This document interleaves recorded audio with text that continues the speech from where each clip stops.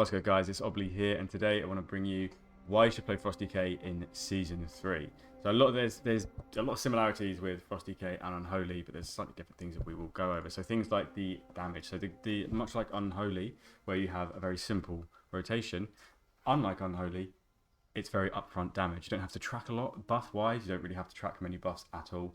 Basically, everything tracks itself if you're just playing the game properly. If you're just playing your rotation normally, you don't actually have to have a look at many things, mainly just your burst buttons. Yeah, very good single target damage without having to sacrifice your AoE.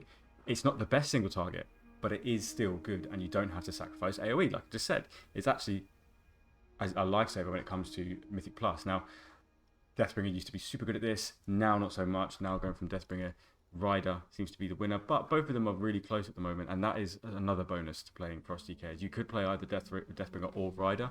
Rider being slightly harder, Deathbringer being slightly easier, but both of these classes requiring some heavy uptime to be effective.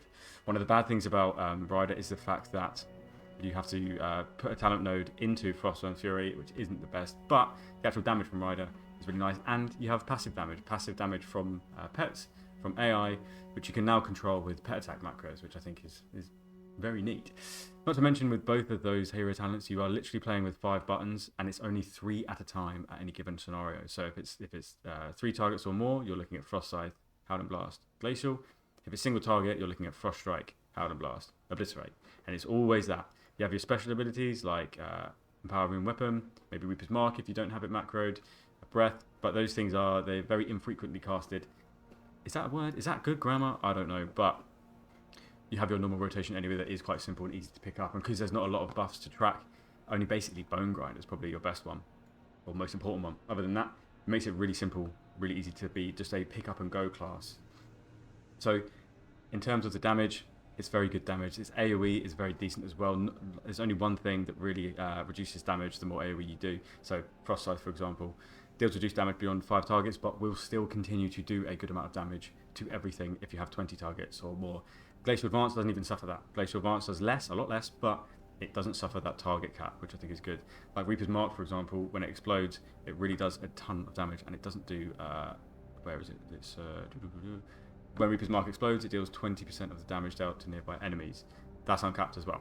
So the AoE from Frost just goes up and up and up. It's just like Unholy pretty much benefits the same thing with most of their abilities, like Epidemic, but things like Bursting Swords, it's 8, Mage's Cleave, it's 8, D&D Cleave, it's 8. Frost doesn't have to worry about things like that. Another plus is if you wanted to switch from Frost to Unholy, if you wanted to switch from Unholy to Frost, the stats are basically the same in Rider, which is great. It's really easy to do. So the damage we know is great. We don't need to talk about that. I think we've seen a lot of that in the PTR and how the damage is decent. It's not the best DPS class in the game. There are other classes that are doing way more damage than Frost is. It's just easy to do that damage once you pick it up. Now, in terms of the CC and utility that DK provides, you've got things like you obviously have an interrupt, then you have Blinding Sleet, Asphyxiate, and Grip twice to disrupt a mob at least 4 times before you need to actually interrupt it, which is good. You then have an uncapped AMZ, which will be decent in the raid, not so much in Mythic Plus, but it will still be very good in the raid. You have AMS to completely just nullify a spell as a whole. Say goodbye to any boss mechanic that you don't want to deal with. Then if it's physical and it stuns you or fears you or something like that, just IBF. Or just Lichborn. And talking about IBF and Lichborn, they're very strong defensives. You have 30% DR, 15% DR. You have a baked-in DR to your Raised Dead in the form of Enfeeble, 12%. That is pretty fucking good. That's like having Lichborn on there as much as your ghoul is basically out. I think that's unreal. Then you have your fast horse if you're playing the Rider. So one of the downsides of DK is that you are a very slow spec when you don't have Death's Advance or your Death Charge, but when you do, it's not too bad because you can spec into something like a March of Darkness where you gain additional 25% movement speed over the first 3 seconds. And you do, well, right now I'm in accuracy, so it doesn't even matter, but you fucking zoom, you do zoom. This is a bad example. I should know better. Not to mention, with Death's Advance, the knockback prevention is crazy good. Think of fights like Razageth, the Neurobar Palace, Sprocketmonger, all of those things really benefit from Death's Advance, just like in the Unholy video. It's exactly the same thing. Playing Frost DK will see you being very lazy in raid, but in a good way, because then you can focus on doing damage. And even if you do focus on doing damage and doing your mechanics and you still get hit by something, you are very tanky and you will survive, which is good. I think I was hit by a web blade in my progression and still managed to survive and just quickly death strike myself back to full HP. So speaking about that, our self-healing is very good. Death Strike in itself, just as an ability, is amazing. Especially if you get hit really hard one time and then Death Strike, you can basically heal yourself of half that damage straight away. It's pretty good.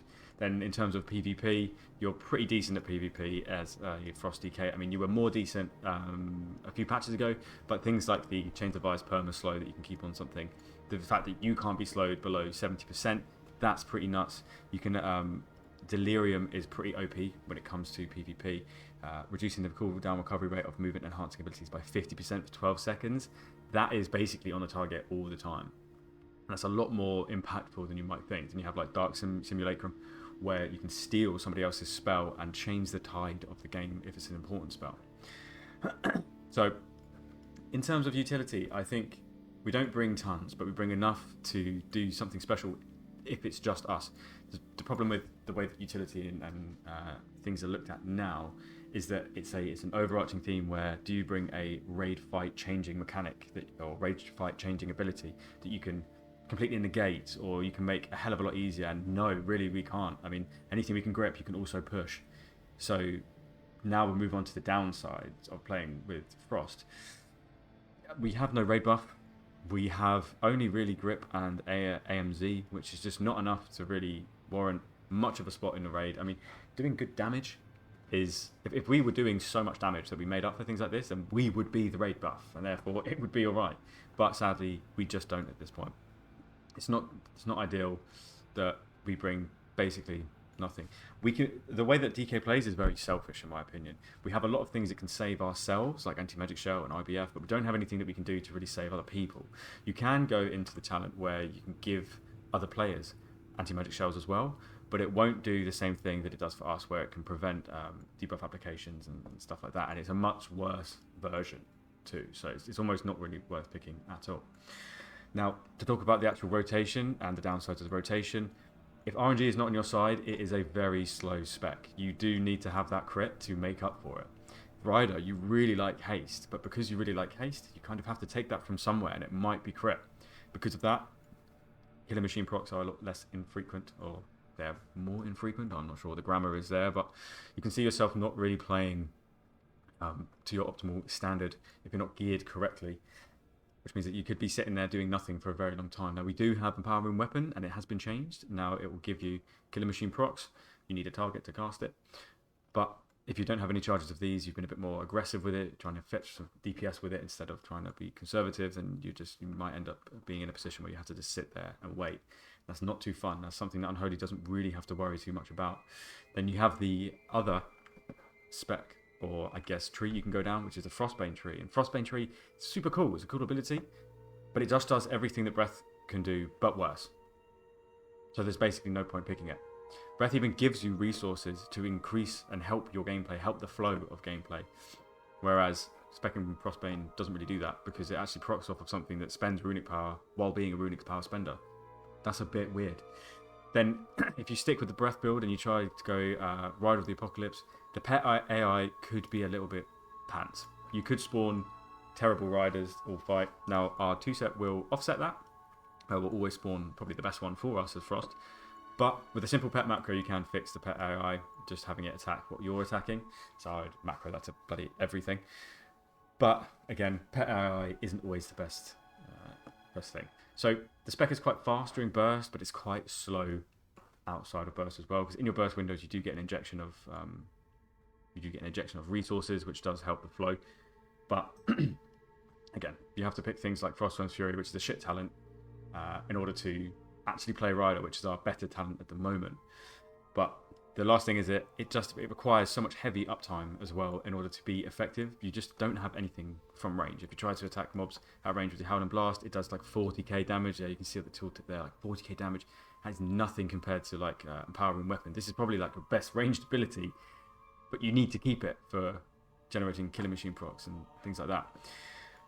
So yeah, I mean, one of the downsides as well is this: you're a terrible PI target at the moment. I mean, I think when we play Rider, we have more of a raid group, and you have more haste. The PI target would actually be pretty decent, but we've kind of lost that.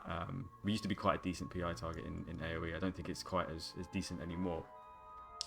So, in terms of why you should play Frost DK, I think you should play Frost DK because it's an easy spec to pick up. It's a cool spec. Look at my fucking bloke. He just looks good. Alright? You do some heavy damage. You do big crits with Obliterate. I mean, Obliterate can... Alright, don't look at that. That's a terrible example. But Obliterate can hit something in the realm of like 7 mil. That's what I was doing on the PTR. Frost Scythe hits very hard as well. Lots of abilities, or our main abilities, hit hard. And they feel good to press. Now, one of the best things about Frost DK is it does feel good to play. Once you get the ebb and flow of the class, like knowing when to weave in your empower procs, knowing which buttons to press first so you don't waste procs, it all does feel really, really good. If you do have something like an auto attack swing timer and you can start getting the hang of that, that feels really good as well. It's a very rewarding spec in my opinion. So you can do a lot for yourself to prevent yourself from having to do annoying mechanics in boss fights or in dungeons. You can do loads of damage, you can survive, you can provide a tiny bit of assistance to your friends with AMZ or rezzing them if they're dead, and then in PvP you are pretty much a powerhouse. It doesn't really die very well, and you can keep some people very much under control with your 5 different ways of CCing someone down. But yeah, so what are your thoughts on Frost DK? Are you excited to play Frost DK in Season 2? I know I am absolutely buzzing. From having a whole season of playing Sandlane Unholy, I am well and ready to start playing Frost again, especially in its current state. But thank you very much for watching, everybody, and I will catch you in the next video. Peace, bye.